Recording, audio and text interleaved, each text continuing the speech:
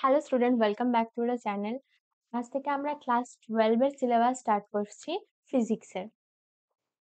ফিজিক্সে তোমাদের সেমিস্টার 1 এ ফার্স্ট যে চ্যাপ্টারটা আছে সেটা হচ্ছে তড়িৎ ক্ষেত্র, তড়িৎ বিভব এইগুলো। এই চ্যাপ্টারটা অনেকটা বড় আর এই চ্যাপ্টার থেকে অনেক কোশ্চেন আসে। তোমাদের সেমিস্টার 1 এ 8 নাম্বারের কোশ্চেন এই চ্যাপ্টার থেকে আসবে। আর WBJEE তে তোমাদের এই চ্যাপ্টার থেকে মিনিমাম 4টে কোশ্চেন তো তোমরা পাবেই পাবে। মেইনলি তড়িৎ বিভব ওই জায়গাটা থেকে তড়িৎ ধারক ধারকত্ব এইসব জায়গাটা থেকে তোমরা 4টে মিনিমাম কোশ্চেন পাবে। আবার তোমাদের 2 নাম্বারের কোশ্চেন আসতে পারে। তাই জন্য এই চ্যাপ্টারটা খুবই ইম্পর্টেন্ট বোথ তোমাদের সেমিস্টার 1 প্লাস জয়েন্টের জন্য। এই চ্যাপ্টারটা আমি বলবো ভালো করে পড়লে অনেকটাই তোমাদের লাভ হবে। ঠিক আছে? এই চ্যাপ্টারে অনেকগুলো জিনিস আছে, তো আজকে কিছুটা পার্ট আমরা এটার কমপ্লিট করব। অ্যাটলিস্ট এই চ্যাপ্টারটা করতে তোমাদের 3 থেকে 4টে ক্লাস লাগবে, কারণ এটা অনেক বড়। প্লাস হচ্ছে আমরা অঙ্ক করতে করতে যাব, যাতে তোমরা বুঝতে পারো কিরকম টাইপের কোশ্চেন তোমাদের আসবে। মেইনলি তোমাদের এখন তো আর নর্মাল কোশ্চেন আসে না, হয়তো মাত্রা এসব আসতে পারে, কিন্তু নর্মাল কোশ্চেনের সংজ্ঞা বা ডাইরেক্ট কোশ্চেনের জায়গায় তোমাদের এমসিকিউ আর ছোট কোশ্চেনের ওপরেই বেশি জোর দিতে হবে। আর সেই এমসিকিউ আর 1 নম্বরের কোশ্চেন গুলো অ্যাকচুয়ালি ছোট হয় না, অঙ্কই দেয়। তাই ওই কোশ্চেন গুলোই তোমাদের বেশি করে করতে হবে, আর আমি ওই অঙ্কগুলোই হচ্ছে মানে মেনলি করাবো আজকে। তাহলে আমরা কনসেপ্টটা ক্লিয়ার করি কিছুটা পার্টের। ফার্স্ট যে তোমাদের রয়েছে সেটা হচ্ছে স্থির তড়িৎ। এবার ফার্স্টে বুঝতে হবে স্থির তড়িৎ বোঝার আগে যে এই তড়িৎ এই জিনিসটা কি, আর এর স্থির তড়িৎই কেন বলছি। তোমাদের দেখবে তড়িতে দুটো ভাগ আছে, একটা হচ্ছে চলতড়িৎ আর একটা স্থির তড়িৎ। প্লাস তোমরা ইংলিশ নামগুলো পড়ার চেষ্টা করবে। আমি এর সাথে সাথে বাংলার সাথে সাথে ইংলিশ টার্ম গুলো তোমাদের বলতে যাব, তাই তোমাদের জেই মেন্স আর WBJEE তেও অনেক ইউজ হবে, আর পরে গিয়েও 12 এর পরেও তোমাদের কাজে লাগবে। তাই এখন থেকে ইংলিশ টার্ম গুলো বোঝার চেষ্টা করো। তাই আমি পাশে লিখছি, চলৎ তড়িৎকে কি বলি আমরা, কারেন্ট বলি। আর স্থির তড়িৎকে কি বলি, স্ট্যাটিক কারেন্ট ইলেকট্রিসিটি। আর এটা স্ট্যাটিক ইলেকট্রিসিটি। তো চলতড়িৎ কি কারেন্ট, অলরেডি তোমরা কথাটা শুনেছো কোথায়? বাড়িতেই। আমরা বাড়িতে, রাস্তাঘাটে, সব জায়গায় যখনই বাল্ব জ্বলে, ফ্যান চলছে, যে কোনো জিনিস কারেন্টের মাধ্যমে যেসব চলছে সেগুলো হচ্ছে এই চলতড়িৎ দিয়েই কাজ করে।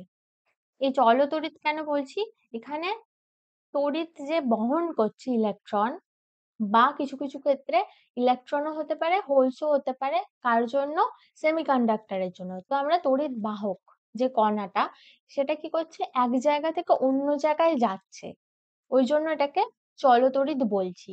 যখন সুইচ দিচ্ছি তখন এক জায়গা থেকে অন্য জায়গায় যাচ্ছে, তাই জন্য আমরা সেটাকে চলতড়িৎ বলছি। স্থির তড়িৎ কি, ওরকম কিছু হচ্ছে না, এটা হচ্ছে ওরকম ভাবে ইলেকট্রন এক জায়গা থেকে অনেক দূরে ট্রাভেল করছে না কোনো তারের মধ্যে দিয়ে। এখানে কি হচ্ছে, যখন আমরা কিছু রাব করি দেখবে, শীতকালে যখন তোমরা চিরুনি দিয়ে চুল আঁচড়াও, এটা মনে হয় ছোটবেলায় তোমরা পড়েওছো। চুল আঁচড়াও বা ধরো সোয়েটার পরে আছো, সেটাতে চুলে ঘষা লাগছে, তখন দেখবে চুলগুলো হঠাৎ করে এরকম লম্বা হয়ে দাঁড়িয়ে থাকে, মানে চুলগুলোকে অ্যাট্রাক্ট করছে। বা ধরো চিরুনিটার সামনে, যে চিরুনি দিয়ে চুলটা আঁচড়ালে তার সামনে কাগজের টুকরো আনলে কাগজের টুকরোটাকে অ্যাট্রাক্ট করে। এই জিনিসগুলো কিসের জন্য হয়, স্থির তড়িতের জন্য। এখানে কোনো তার লাগছে না যে কানেকশন করতে হচ্ছে আর ইলেকট্রন এক জায়গা থেকে অন্য জায়গায় যাচ্ছে, তার ফলে আমরা উল্টো দিকে কারেন্ট পাচ্ছি, এই জিনিসটা স্থির তড়িতের ক্ষেত্রে হচ্ছে না। এটাতে কি কি জিনিসে এই জিনিসটা কাজে লাগে, আহ সরি, কি জিনিসে তোমরা আরো ভালোভাবে দেখতে পাও সেটা হচ্ছে বজ্রবিদ্যুৎ। যখন বজ্রবিদ্যুৎ দেখো, সেটাও কি স্থির তড়িতের জন্যই হচ্ছে। ঠিক আছে? এই স্থির তড়িৎকে কাজে লাগিয়ে আমাদের অনেক কিছু আমরা তৈরি করেছি, যেরকম ক্যাপাসিটর, আরো অনেক জিনিস রয়েছে যেগুলো আমি পরে বলছি। আগে তোমরা স্থির তড়িৎটা কি সেটা আমরা চলো দেখি। তাহলে এখন বুঝতে পারলে স্থির তড়িৎ কি হয়, যখন আমরা কিছু ঘষছি তখন কি হয়, কিছু কিছু জিনিস পরিবাহী হয়। আর কিছু কিছু জিনিস অপরিবাহী হয়। মানে কি? পরিবাহী কারা? যারা হচ্ছে obviously ইলেকট্রন পরিবহন করতে পারে। কিন্তু তার মানে কি? যেসব জিনিস পরিবাহী হয় বা ইউজুয়ালি আমরা কি দেখতে পাই? ধাতু বা মেটাল গুলোই হচ্ছে পরিবাহী। তাদের কি হয়? ইলেকট্রন, প্রোটন সব তো রয়েছেই পরিবাহীর মধ্যে। অপরিবাহীর মধ্যেও আছে। ইলেকট্রনও আছে, আবার দুটোতেই প্রোটনও আছে। এবার ইলেকট্রন আর প্রোটনের সংখ্যা কি? একটা জিনিসে সেম। তাই এদের চার্জ কি হয়? কোনো বস্তুতে নরমাল চার্জ কি হয়? 0। যেহেতু ইলেকট্রন আর প্রোটনের সংখ্যা সেম, তাই পজিটিভ নেগেটিভ ক্যান্সেল আউট হয়ে গিয়ে 0 হয়ে যায়। কিন্তু পরিবাহীর ক্ষেত্রে কি দেখা যায়?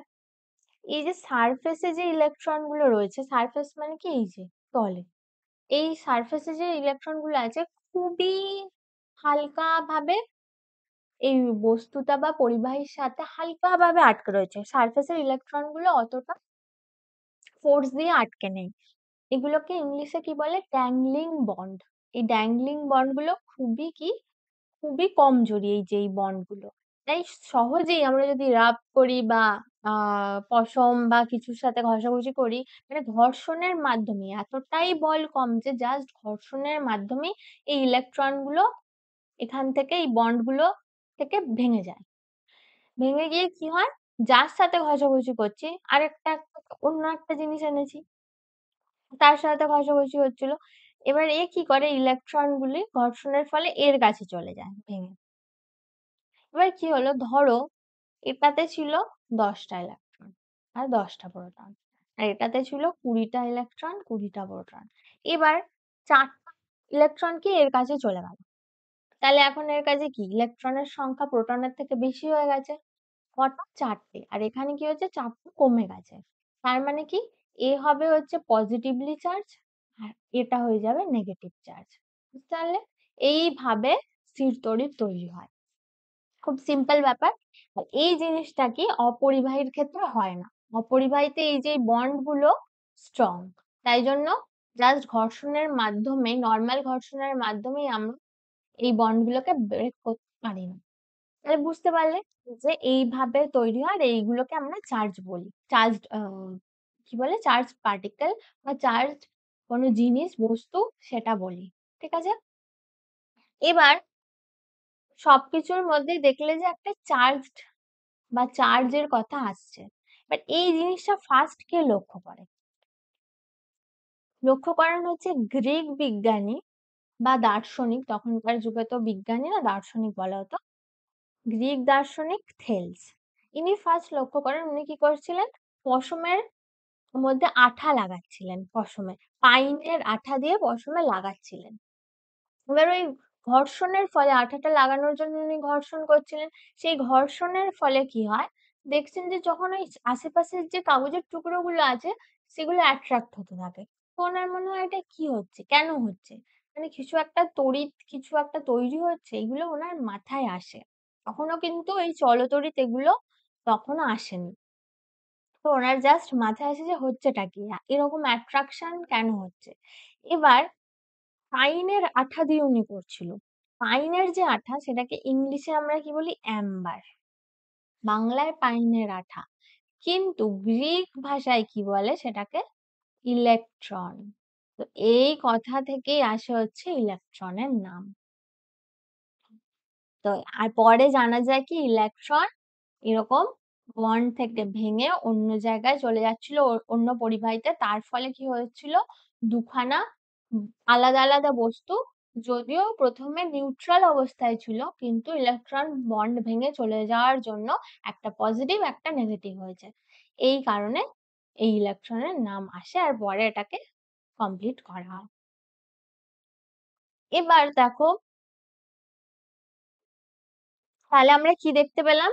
স্থির তড়িতের ফলে দু ধরনের চার্জ তৈরি হতে পারে, পজিটিভ বা নেগেটিভ। ঠিক আছে? এবার চার্জের কিছু কিছু বৈশিষ্ট্য আছে, কিছু কিছু ধর্ম আছে, সেগুলো দেখে নেওয়া যাক।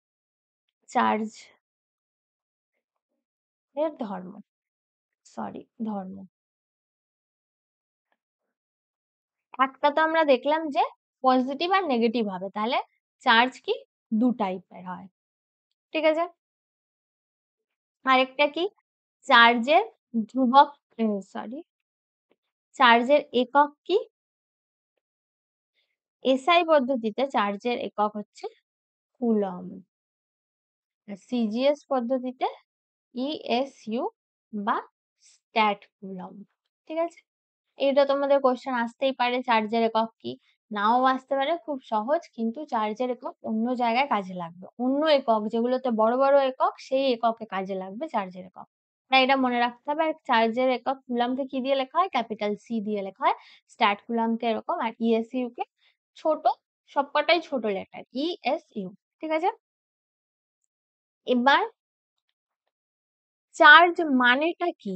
তাহলে চার্জ বলতে কি বোঝানো হচ্ছে? চার্জ বলতে বোঝানো হচ্ছে চার্জের জন্য কি তৈরি হচ্ছে? কারেন্ট তৈরি হচ্ছে। এই কারেন্টটা কিরমভাবে তৈরি হচ্ছে? একক সময় যে চার্জ যতগুলো চার্জড পার্টিকেল যায় সেটাকে কারেন্ট বলা হয়। এবার আমরা কি জানি? তাহলে আমরা কি লিখতে পারি? Q ইকুয়াল কারেন্ট ইনটু সময়। এবার চার্জের মাত্রা তাহলে কি হয়ে যাবে? চার্জের মাত্রা, কারেন্টের মাত্রা কি? I বলি আমরা কারেন্টের মাত্রাকে।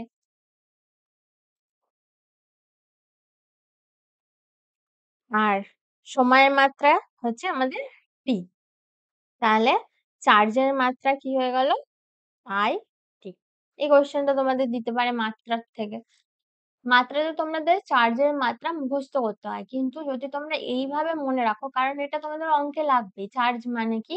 I into T। সেখান থেকেই তোমরা মাত্রা বের করে নিতে পারো। আর মাত্রার যদি তোমাদের ক্লাসের প্রয়োজন হয় জয়েন্টের জন্য, আমি অলরেডি আপলোড করেছি, সেইটা দেখে নেবে তাহলে তোমাদের ক্লিয়ার হয়ে যাবে। কারণ তোমাদের যদিও ওটা 11 এ পড়ে এসছো, 12 এও কিন্তু এই কোয়েশ্চেন গুলো আসতে পারে। এবার দেখো, তাহলে আমরা কি দুটো টাইপ দেখলাম, একক দেখলাম, মাত্রা দেখলাম। আরেকটা কি? আরেকটা জিনিস যেটা কাজে লাগে সেটা হচ্ছে পয়েন্ট চার্জ বা বিন্দু চার্জ, বিন্দু আধান। সেটা কি? ধরো দুটো আধান আছে,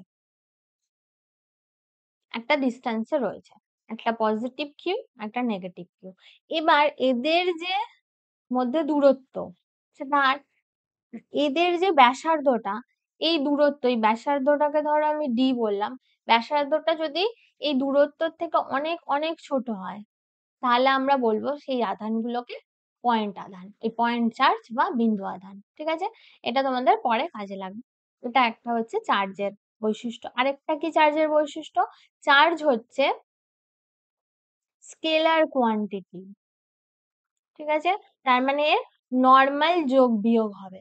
যেরকম আমরা ভর বা দৈর্ঘ্য যোগ করি বিয়োগ করি নরমালি, দুটো ধরো বস্তু আছে তার ভর একটা 5 একটা 10, তাহলে 10 প্লাস 5 ইকুয়াল টু 15 টোটাল ভর। এই ক্ষেত্রেও সেম হবে। ধরো একটা জায়গায় অনেক কটা এরকম রয়েছে, চার্জ রয়েছে, তাহলে এদের টোটাল চার্জ এই জায়গাটার কত হবে? নরমাল জাস্ট যোগ। কিন্তু ভরের ক্ষেত্রে মাইনাসের কোনো গল্প ছিল না, কারণ মাইনাস নেগেটিভ ভর আমাদের কাছে নেই। কিন্তু এখানে আমাদের নেগেটিভ চার্জ থাকতেই পারে, তাই এখানে নেগেটিভও হয়। ঠিক আছে? এটা হবে আমাদের টোটাল চার্জ। 7 নম্বর কি?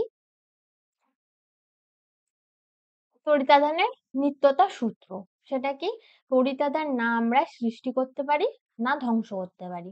যা ছিল, যা তৈরি হয়েছিল ইউনিভার্সে সেগুলোই আছে, সেগুলোর কোনো ধ্বংস বা সৃষ্টি নেই। ঠিক আছে? এটা হচ্ছে তড়িৎ আধানের নিত্যতা সূত্র। এটা পরে তোমরা ভালো করে পড়বে। এই জিনিসটা হচ্ছে কেন চার্জ হচ্ছে না ধ্বংস করতে পারি না সৃষ্টি করতে পারি, সেটার এক্সাম্পল তোমরা দেখতে পাবে হচ্ছে যখন তোমরা তেজস্ক্রিয়তা আর অ্যাটমিক বম্ব পড়বে, তখন তোমরা দেখতে পারবে যে কিভাবে এই নিত্যতা সূত্রটা মেনে চলছে। কারণ একটা ছোট্ট জাস্ট মানে জিনিসের জন্যই, ছোট্ট মাস যখন এনার্জিতে কনভার্ট হয়, তখনই দেখবে কত শক্তি, মানে জাস্ট একটা ছোট্ট মাস মানে কি ইলেকট্রন বা প্রোটন। ধরো কোনো জিনিস, ধরো কারোর কোনো একটা জিনিস তার ১০০টা ইলেকট্রন ছিল। একটা কিছু ১০০টা ইলেকট্রন আর ১০০টা প্রোটন ছিল। ঠিক আছে? এবার একটা রাসায়নিক বিক্রিয়ার পরে তার 98টা ইলেকট্রন আর প্রোটন হয়েছে। তাহলে যে এই দুটো ইলেকট্রন প্রোটন খাওয়া হয়ে গেল, সেটা কোথায় গেল? সেটা অ্যাকচুয়ালি এনার্জিতে কনভার্ট হয়। আর এই এনার্জিটা কি এনার্জি? এই এনার্জি দিয়ে আমরা অ্যাটমিক বম তৈরি করি। ঠিক আছে? এইগুলো হচ্ছে তোমরা পড়বে পরে, অ্যাটমিক বা নিউক্লিয়ার বম যাই হোক সেটা তোমরা তৈরি করো, পরে আমরা ওটা বোঝাবো। তো তড়িতাধান অলওয়েজ না ধ্বংস করা যাবে না সৃষ্টি করা যাবে, একটা থেকে অন্যটায় কনভার্ট হবে। দরকার পড়লে যদি মনে হচ্ছে যে একটা রিয়াকশনের পরে তড়িতাধানের ম্যাচ নেই, রিয়াকশনের আগে আর পরে টোটাল তড়িতাধান চেঞ্জ হয়ে গেছে, অ্যাকচুয়ালি চেঞ্জ হয়নি, সেটা শক্তিতে কনভার্ট হয়ে গেছে। আলটিমেটলি টোটাল ব্যাপারটা কনস্ট্যান্টই থাকবে। লাস্ট যে ধর্ম সেটা কি? আধানের কোয়ান্টাইজেশন। কোয়ান্টাইজেশন কি? কোয়ান্টাইজেশন হচ্ছে যখন কোনো জিনিস আহ ছোট্ট ভ্যালু তার মাল্টিপল। কিরকম? ধরো টাকা, কয়েন। কয়েনের একটা ভ্যালু আছে এখনকার দিনে, কি ১ টাকার কয়েন, টাকার কয়েন, দেন ২ টাকার কয়েন, দেন ৫ টাকা, ১০ টাকা, ২০ টাকা। ঠিক আছে? তার মানে কি একের মাল্টিপলে চলছে ১ × ২, ১ × ৫, ১ × ১০, ১ × ২০। এইটাকে কোয়ান্টাইজেশন বলে, যে একটা নিম্ন ভ্যালু আছে সেটা কি ১, এর কম হবে না। আগে অবভিয়াসলি হতো কত ১০ পয়সার কয়েনও পেতাম, কিন্তু একটা মিনিমাম ভ্যালু ছিল। কখনো ৫ পয়সা বা ১০ পয়সা, তার নিচে হতো না বা তার মাঝামাঝিও হতো না, যে ৫ পয়সা আর ১০ পয়সার কয়েন আছে কিন্তু মাঝামাঝি 0.75, 0.73 পয়সার কয়েন নেই। এই জিনিসগুলোকে কোয়ান্টাইজেশন বলে, যার পার্টিকুলার ভ্যালু আছে। যেমন এখনকার দিনে কি ১ টাকার কয়েন আছে, তারপরে ২ টাকা, তারপরে ৫ টাকার। এই মাঝামাঝি কিন্তু কোনো কয়েন নেই। সেরকমই কি আধানের ভ্যালুও সেরকম। আধানের ভ্যালু কি? আধানের ভ্যালু Q = Ne। ইটা কি? ইলেকট্রনের চার্জ। ইলেকট্রনটা হচ্ছে এই যে এখানে যেমন কয়েনের ক্ষেত্রে কি হলো ১ নিম্ন ভ্যালু, সেরকম আধানের ক্ষেত্রে হচ্ছে হচ্ছে নিম্ন ভ্যালু। ঠিক আছে? এটা আগে সায়েন্সের ভাষায় বা ফিজিক্সের ভাষায় কি বলা হয়? কোয়ান্টা। সবথেকে ছোট যে ভ্যালু, যেমন কয়েনের ক্ষেত্রে কি হবে? একটা কোয়ান্টা হবে। আর আধানের ক্ষেত্রে ইলেকট্রনের চার্জটা হচ্ছে কোয়ান্টা। সেটার মান কত? 1.602 × 10⁻⁻19 কুলম্ব। এটা হচ্ছে ১ কোয়ান্টার ভ্যালু। এর মাল্টিপল হিসেবে যেকোনো কিছুর চার্জ হবে। এর মাঝামাঝিও হবে না, এর থেকে কম তো জীবনে কোনোদিনও হবে না। ঠিক আছে? তো এর মাল্টিপল কি? এনটা তাহলে কি? এই যে এনটা হচ্ছে ১, ২, ৩, ৪ পূর্ণ সংখ্যা হতে হবে। যেরকম এর ক্ষেত্রে এইভাবে যাচ্ছিল। ২, ৫, ১০ এ যাচ্ছিল, এখানে ১, ২, ৩, ৪ করে পূর্ণ সংখ্যা হতে হবে। ঠিক আছে? এই জিনিসটাকে কোয়ান্টাইজেশন বলে। এটা কবে পড়বে তোমরা আরো ভালো করে? এটা হচ্ছে তোমাদের কোয়ান্টাম যে চ্যাপ্টারটা রয়েছে সেই চ্যাপ্টারে তোমরা ভালো করে এটা পড়বে। এখন শুধু জানবে যে যেকোনো আধান হচ্ছে তোমাদের কোয়ান্টাম একটা ভ্যালু। কোয়ান্টাম ভ্যালু কি? যার পার্টিকুলার ভ্যালু হয়। তার এক তো তার একটা নিম্ন ভ্যালু আছে, তার নিচে ভ্যালু হবে না, মানে চার্জের ভ্যালু কখনো 0 কুলম্ব হবে না। ঠিক আছে? কারোর কোনো যদি চার্জ থাকে, এখন সে নিউট্রাল চার্জ তাহলে 0 সেটা আলাদা। কিন্তু কারো যদি চার্জ থাকে তাহলে সেটাকে 0 আমরা বলতে পারবো না, যে 0 চার্জ আছে। আরেকটা কি 0.1 এরকম কিছু বলতে পারবো না। এর মাল্টিপ্লাই হবে। ঠিক আছে? এটা হচ্ছে একটা ব্যাপার। এবার তোমরা চার্জের ব্যাপারে অলরেডি সব জেনে গেছো। চার্জ কি, আধান কি, এসব মানে চার্জ বা আধান দুটো একই জিনিস। বিন্দু আধান কি, এগুলো জেনে গেছো। এবার দুটো বিন্দু আধান একসাথে যদি আমরা আনি তাহলে কি হবে? ধরো এখানে বিন্দু আধান আছে, এখানে আরেকটা বিন্দু আধান আছে, সরি Q1, Q2। পজিটিভও হতে পারে, নেগেটিভও হতে পারে, তার কোনো যায় আসে না। একটা ধরো পজিটিভ আছে, এখানে ধরো নেগেটিভ আছে। একটা ডিস্টেন্স আর এরা রয়েছে। এবার কি হয়? দেখা যায় যে এদের মধ্যে বল তৈরি হয়। যখন দুটো আধান একে অপরের কাছাকাছি আসে তখন এদের মধ্যে বল তৈরি হয়। একে অপরের উপরে বল প্রয়োগ করে। কি বল? কেমন বল? যদি পজিটিভ দুটোই পজিটিভ হয় তাহলে বিকর্ষণ করে। যদি দুটো নেগেটিভ হয় তাহলেও বিকর্ষণ করবে। কিন্তু দুটো যদি পজিটিভ আর একটা যদি পজিটিভ আর একটা নেগেটিভ হয় তাহলে আকর্ষণ করবে। ঠিক আছে? দুটো সেম আধান হলে বিকর্ষণ করবে আর আলাদা, আলাদা হলে আকর্ষণ করবে। এটা হচ্ছে একটা বল। সিমিলার টাইপের বল আমরা কিসের জন্য দেখেছি? দুটো মাস রয়েছে M1 M2 একটা ডিস্টেন্সে রয়েছে। তাদের মধ্যে একটা আকর্ষণ বল দেখতে পাওয়া যায়। সেটাকে কি বলা হয়? মহাকর্ষ বল। ঠিক আছে? সেটাকে কিরম ভাবে লিখি? G M1 M2 by R square. একটা কি এদের মধ্যে দূরত্ব। সেম বল, সেমই ফর্মুলা, সেম কি? Q1 sorry F proportional to Q1 Q2 by R square মানে কি Q1 Q2 আধান দুটোর গুণফলের সমানুপাতিক আর তাদের দূরত্বের বর্গের ব্যস্তানুপাতিক, যেটা এখানেও আমরা দেখছিলাম। এখানে একটি জি কনস্ট্যান্ট আছে, এখানেও কনস্ট্যান্ট আসবে, সেটা আমি পরে বলছি। এটা হচ্ছে আমাদের কুলম্বের সূত্র বা ল, আর এটা ছিল আমাদের নিউটনের সূত্র কিসের জন্য? মহাকর্ষের জন্য। কুলম্বের সূত্র কিসের জন্য? তড়িতাধানের জন্য। ঠিক আছে? দেখতে পাচ্ছ দুটো অলমোস্ট সিমিলার। এই কোশ্চেনটা আগে খুব আসতো যে দুটো কুলম্বের সূত্র আর মহাকর্ষ সূত্রের মধ্যে সিমিলারিটি কি? ঠিক আছে? তাহলে একটা কি? দুটোই হচ্ছে দূরত্বের বর্গের ব্যস্তানুপাতিক। ঠিক আছে? কিন্তু সিমিলারিটির থেকে এদের মধ্যে আলাদা মানে বিপরীত জিনিস এদের মধ্যে বেশি। কি? এক তো যে ফোর্সটা কুলম্বের সূত্রে যে ফোর্সটা সেটা হচ্ছে আধানের উপরে ডিপেন্ড করে, ভরের উপরে নয়। আর এখানে কি মহাকর্ষীয় সূত্রের ক্ষেত্রে কি ভরের উপরে ডিপেন্ড করে, আধানের উপরে নয়। আরেকটা কি? এই যে বলটা মহাকর্ষ বল খুবই ছোট হয়, খুবই মানে উইক একটা ফোর্স, এর ভ্যালু অনেক কম। ঠিক আছে? কিন্তু এই বলটা কুলম্বের বলটা হচ্ছে স্ট্রং ফোর্স। 4 ধরনের ফোর্স দেখতে পাওয়া যায় টোটাল ইউনিভার্সে। তার মধ্যে একটা উইক ফোর্স, একটা স্ট্রং ফোর্স। তোমরা এখন পড়লে পরে বাকিটুকু পড়বে। ঠিক আছে?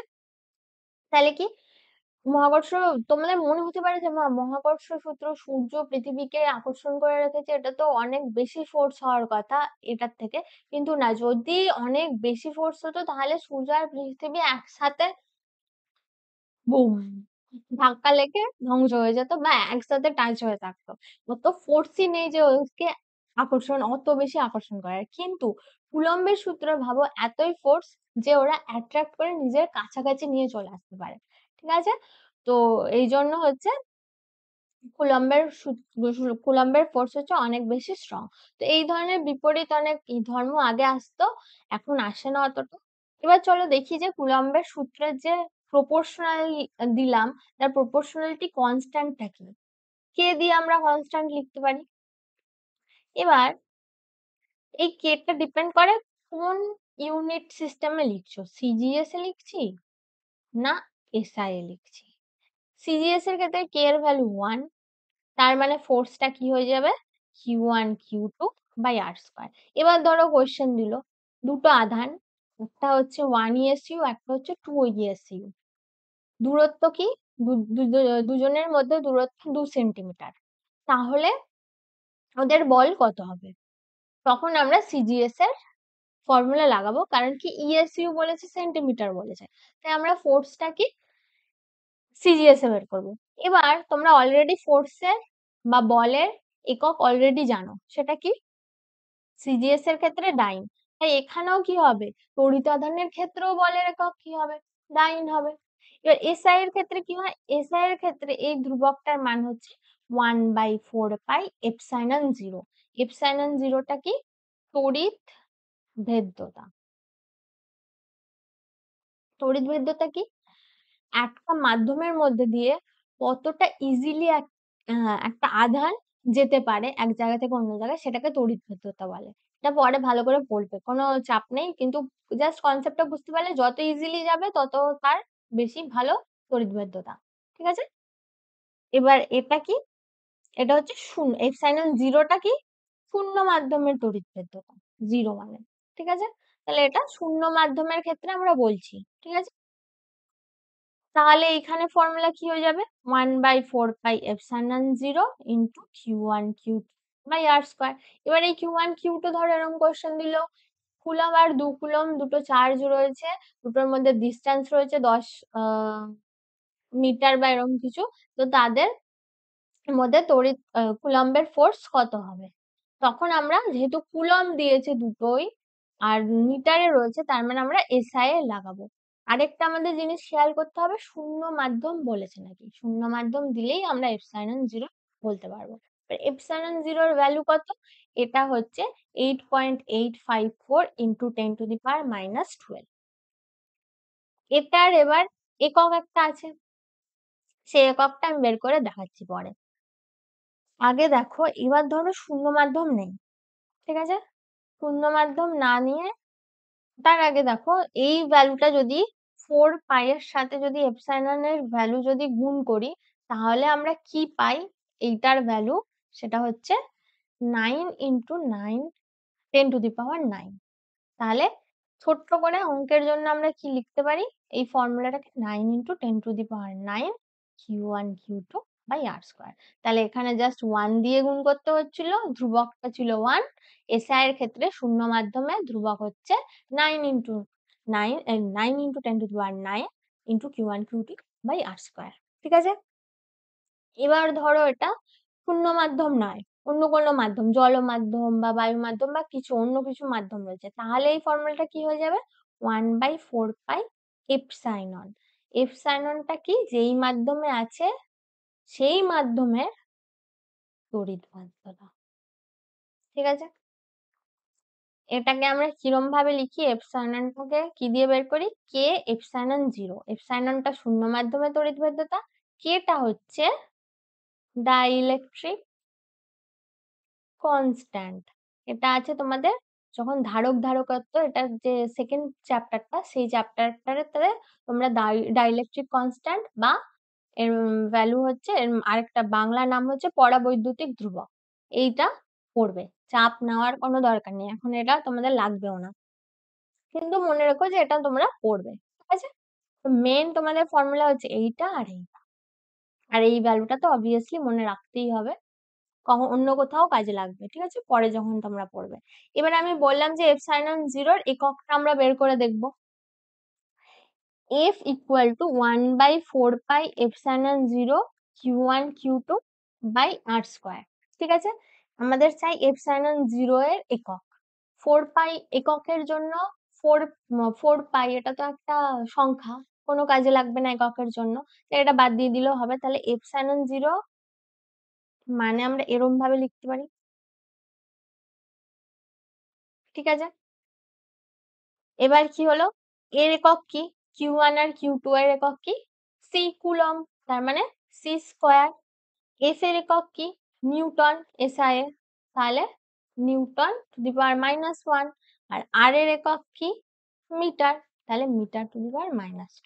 এটা হচ্ছে শূন্য এই এটা হচ্ছে তড়িৎভেদ্যতার একক। এটা এপসাইলন 0 এর জন্যও সেম, এপসাইলন এর ক্ষেত্রেও সেম। আলটিমেটলি ফর্মুলা তো একই, তো এই তড়িৎভেদ্যতার একক হচ্ছে এইটা।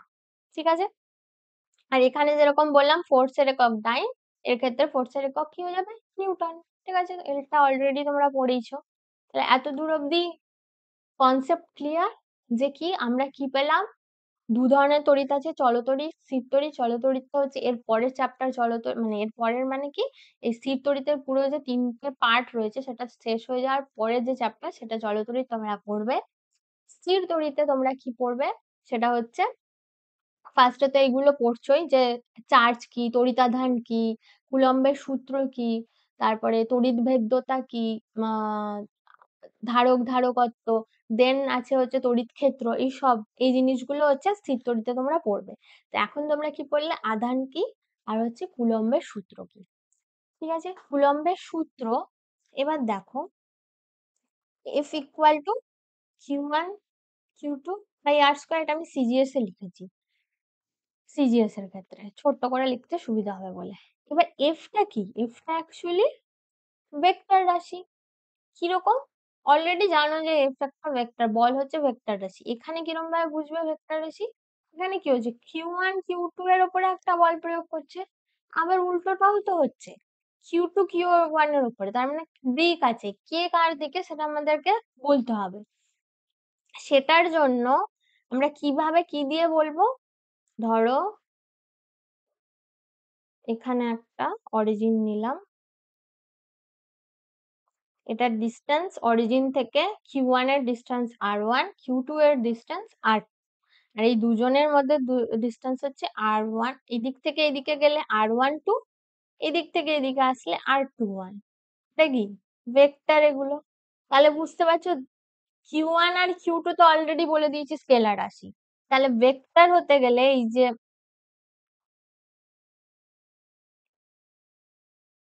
আহা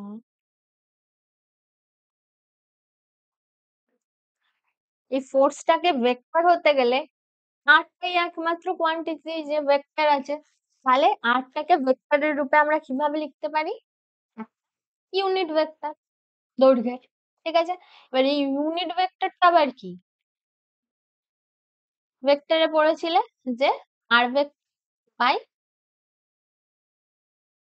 মানটা, ভ্যালুটা, সেটা নর্মাল আর ভাবেও লিখতে পারি, এরম ভাবেও লিখতে পারি। আর ঠিক আছে,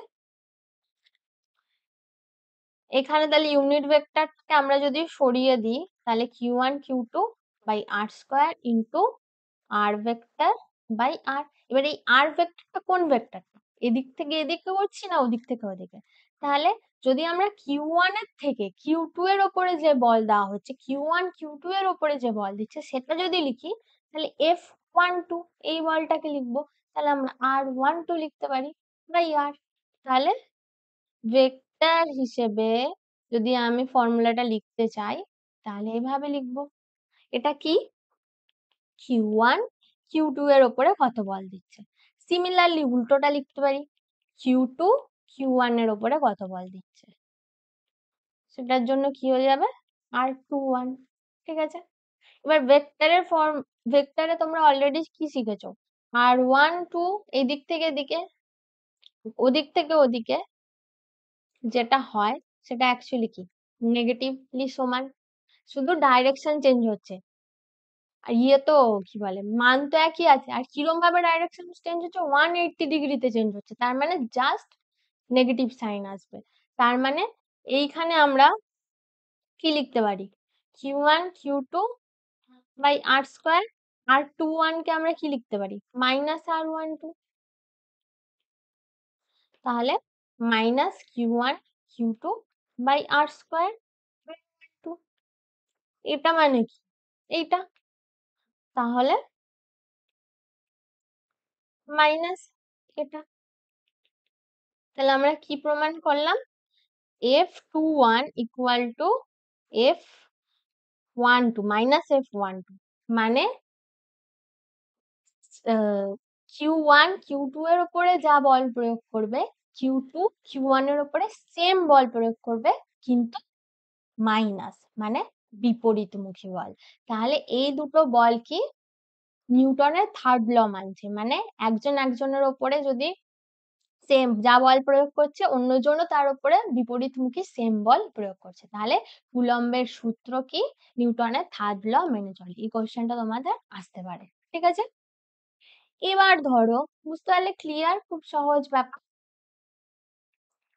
জাস্ট নর্মাল কোশ্চেন আসতে পারে, হয়তো প্রুফ দিল না, নর্মালি বললো যে কুলম্বের সূত্র নিউটনের কোন ল মেনে চলছে? Third law. বা বললো যে থার্ড ল মেনে চলে, এটা সত্য না মিথ্যা। ঠিক আছে? তার মানে সত্য এটা। ঠিক আছে, বুঝতে পারলে? আর এটাও বোঝা স্বাভাবিক হলো, এদের যাই ভ্যালু হোক, মানে এটা যদি 10 কুলম্ব হয় আর এটা যদি কিছু একটা 20 কুলম্ব হয়, তাহলেও কি হবে? দুজন দুজনের ওপরে একই বল প্রয়োগ করবে। ঠিক আছে? এবার আমরা কি দেখবো? এবার আমরা দেখবো হচ্ছে এইগুলো এবার ধরো অনেক কটা একটা চার্জ রয়েছে, একটা তড়িতাদান রয়েছে। তার উপরে অন্যান্য তড়িতাদানগুলো বল প্রয়োগ করছে। অনেক কটা। F1, F2, F3, F4 তাহলে টোটাল বল কত এর উপরে? টোটাল বল কি হবে? জাস্ট ভেক্টর যোগফল। অলরেডি সেটা তোমরা পড়েছো। এটা দিয়ে অনেক তোমাদের অঙ্ক আসবে। এই অঙ্কগুলো করালে তোমরা বুঝবে যে এই ফর্মুলাটা কোথায় কাজে লাগছে। মানে কি বলতে চাইছি এখানে? বলের ক্ষেত্রে কি হবে? ভেক্টর যোগ হবে। যেটা চার্জের ক্ষেত্রে কি হচ্ছিল? চারিদিকে চার্জ আছে, টোটাল চার্জ কত? নরমাল স্কেলার যোগ। কিন্তু বলের ক্ষেত্রে কিন্তু সেটা হবে না। ভেক্টর যোগ করতে হবে, যেটা অলরেডি তোমরা পড়ে এসছো ভেক্টরে। আর যখন আমি অঙ্কটা করাবো তখন তোমরা এটা দেখতে পাবে যে কিরম ভাবে এটা কাজে লাগছে।